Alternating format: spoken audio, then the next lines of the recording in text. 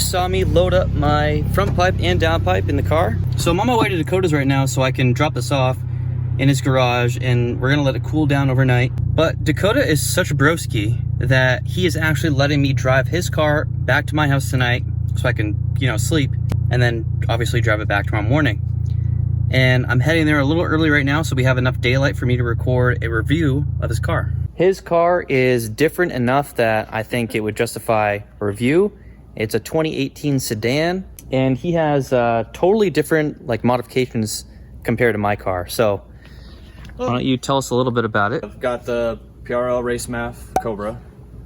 Got the, the CNT's catless downpipe front pipe. 271's motor mount. Let's take a look at the tires. Pilot Sport 4S's. Got the Vox Falco wheels. I like those a lot, man. Yeah, for engine wise, that's it. Got the Type R exhaust all the way back. It doesn't sound bad. It's a little bit different. We'll give you guys a cold start up here in a second. Inside the car, I've got Type R shifter, so it's got a little bit shorter throw than the SI's. Type R shifter kind of did more cosmetic stuff in here. Got the Buddy Club, you know, steering wheel, and then the HFP floor mats. Cool. So, and I'm running Ktuner version 2. Awesome. Other than that, it's, you know. Where's your version 2? Or version 1. 1.2, okay. 1.2. I'm very excited to try it out with, I mean, I think the thing I'm most excited about is to experience the difference in gearing. Yeah. Because I don't entirely like my gearing. I think when I'm going 80 miles an hour on the highway, I'm at like 3,300 RPM, which is just, it's too high. Yeah, your sixth gear is a little bit shorter than my 6th gear. Oh, that's right. Okay, so the last thing is you have the FX400 clutch. Yeah, with the single. So our cars originally come with a dual mass flywheel. Okay. This is a single mass. All right, let's get a cold start up if you don't mind. Yeah.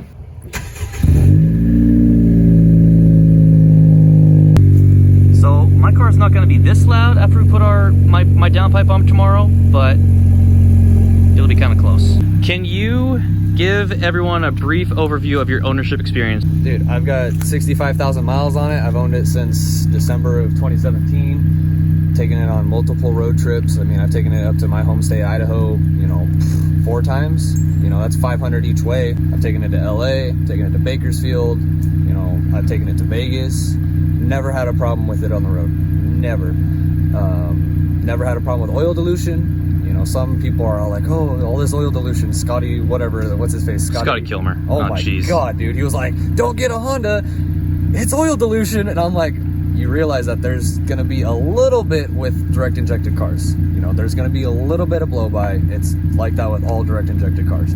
I did break the ECU at one point, but that was because I was, you know, messing with the, you know, the ECU. So other than that, you know, it's ran perfectly fine. Never had a problem with the engine. No problems with the transmission. At least not yet. You know, it's got 65,000 miles on it. And how many drag passes have you done? How many quarter-mile drag passes? Maybe 50. Wow. 40 to 50.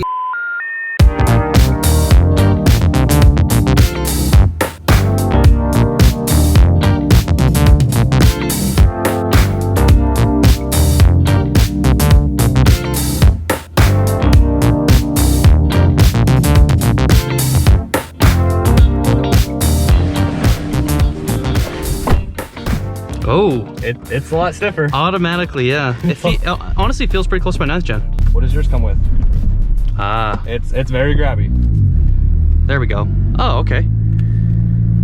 Is the vibration, is that, ooh, I like the steering wheel, man. Buddy Club steering wheel, you said? I'm pretty, wow. I want to say it's Buddy Club. It's not. Most of theirs have the little like logo on the bottom that says it's Buddy Club.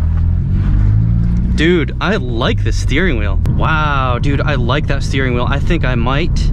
I think I got it for, get an aftermarket steering wheel. I think I got it for like 300. I think. Oh, that's so grippy. It feels it feels a lot better than my stock one. That's awesome. All right, dude. I'm gonna head back. I'll be back tomorrow morning to put the exhaust on. All right, later, dude. Later, man. All right, so because of the aftermarket clutch, I'm actually gonna put on brake hold. Oh, okay. Ooh. Sorry, man. All right, guys, let's give this a nice little review. Okay, right off the bat, I'm gonna mention this again. I just sound like Mike Tyson. This steering wheel is phenomenal. I think that you know what? Next, after I get my downpipe on, I'm gonna focus on interior modifications and a steering wheel. Wow, a steering wheel upgrade is absolutely necessary now that I'm actually driving a 10-gen with one. All right, so he has the Type R shift assembly here, and I really like it. It's so comfortable, so easy to drive. But what I do not like right off the bat compared to mine, so in 2020, they started giving the SI model the touring headlights, which, you know, are full LED and you can see everything. It lights up the whole road. These headlights are not like that, so I do not like that. But I really like his exhaust. I think it sounds so good.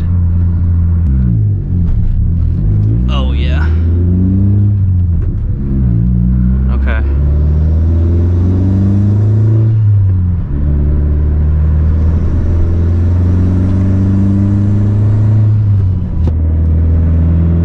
Oh wow. It has a serious rattle. I can see why he wants the Type R retrofit. Wow, it still drives really smooth. That's awesome. So after after 65,000 miles, I mean, it drives just like mine. And his exhaust is not too loud. It sounds really similar to mine, but I'm sure it'll get a lot louder up above 3,000 RPM. I'll give it a little gas right here. I'm not gonna beat on this car, but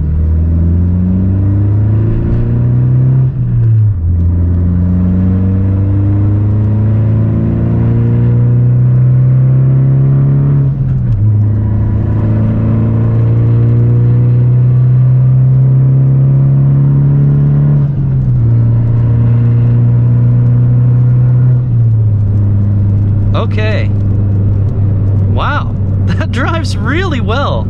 Okay, so I like the gearing in this way better than mine. It's a small difference. It's a 6% shorter final drive ratio in the 2020 model, but I really like the gearing in this compared to mine.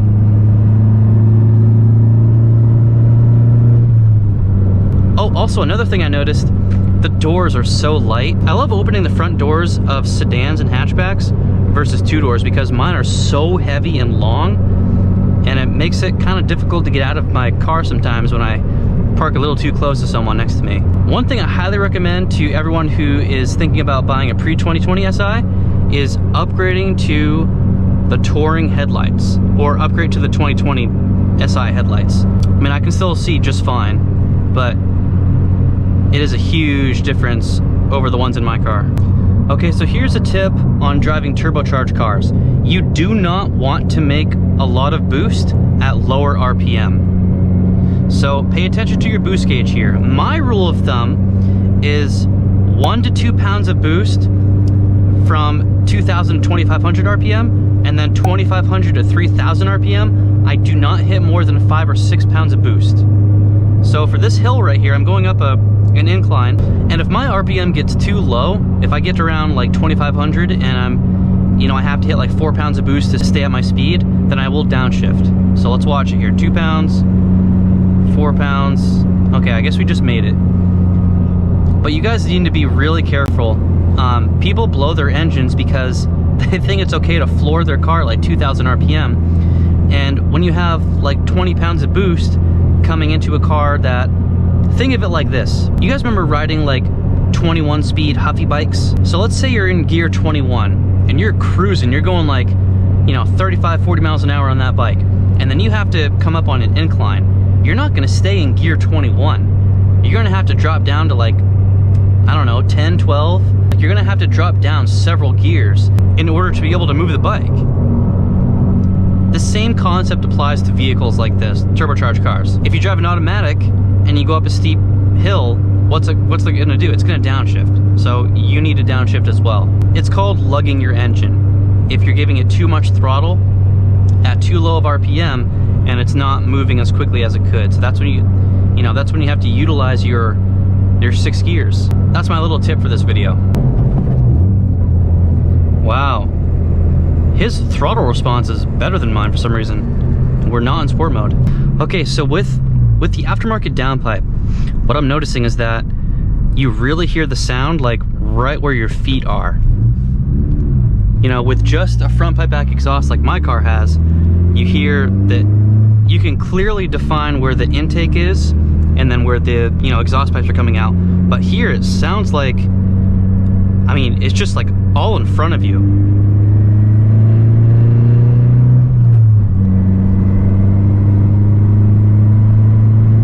Oh, that's nice.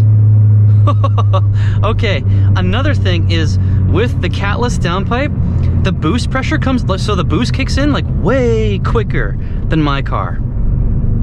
Way quicker. It's almost instant. Oh geez, that rattle is real. I really like the way this drives. Yeah, I really do prefer the gearing in the pre-2020s. Actually, they haven't announced any 2021 Civic models yet. So, well, besides the Type R. So I'm not really sure how they're gonna roll out their cars next year. Maybe they'll release the 11th gen like base models and SI next year as 2021, 2022 models, and then the Type R will not come out until 2022. I don't know, we'll see, we'll have to see. So this is the Sedan, which is 17 whole inches longer than my coupe.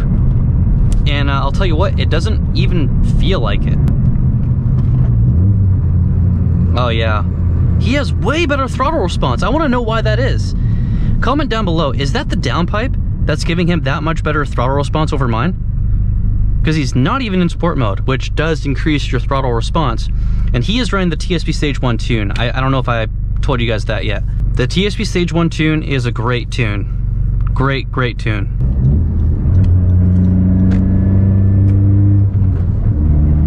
Wow.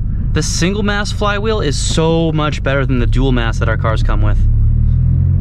This thing shifts so much better. I like this setup, man.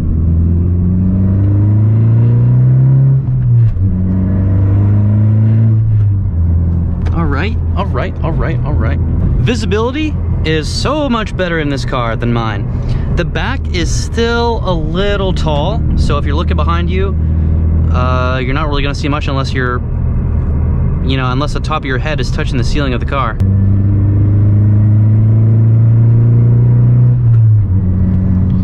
So, I mean, I'm only giving it like a quarter throttle when I'm doing that, and it goes right up to like 5 or 6 pounds of boost, and the car picks up and goes, man. These little 1.5s, they're good engines, dude. All right, so it is now Tuesday morning, and I will share my final thoughts. I really like his setup, minus the specific clutch that he has, and I say that because I really enjoy the fact that it has a single mass flywheel, not entirely, you know, the clutch itself.